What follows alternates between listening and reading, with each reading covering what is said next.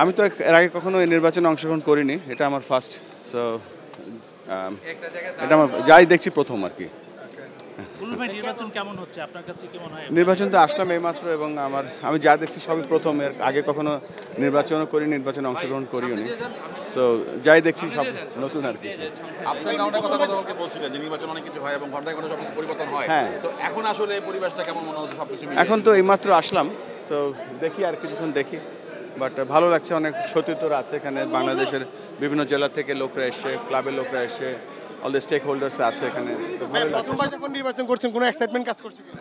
Excitement তো থাকবে দুটো, একটা হচ্ছে এই নির্বাচন অংশগ্রহণ করছি, আমি নিজেও নির্বাচনে দাঁড়িয়েছি। So let's see, hope for the best.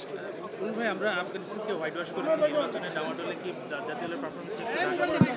আমরা তো ওই কাজটাই, খুব মেন কাজ হচ্ছে বাংলাদেশ জাতীয় দল, বাংলাদেশের ক্রিকেট, এবং দলকে অনেক শুভকামনা জানাচ্ছি। ভালো ক্রিকেট খেলেছে এবং সামনে যে আমাদের ওয়ানডে সিরিজটা আছে এটা অত্যন্ত গুরুত্বপূর্ণ। বেশ কিছু জায়গায় দেখতে পেয়েছি, কিছু জায়গায় আমাদের ইমপ্রুভমেন্টস এরিয়াস আছে, যেমন বিশেষ করে মিডল অর্ডার ব্যাটিংটা।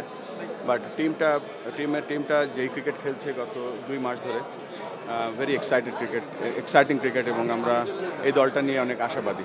বুলবুল ভাই, আপনি 4 মাসের জন্য কাজ করেছিলেন, 4 মাস। এবার যদি নির্বাচিত হয়ে সভাপতি হয়ে আসেন, নতুন কোনো কাজ করবেন, কোনো কিছু সেট করেছেন কিনা? আমরা তো যা বলার আজকে শেষ হোক, তারপরে সব একসাথে বলবো, ডিপেন্ডিং অন দ্য আলটিমেট রেজাল্টের পরে সব বলবো আর কি।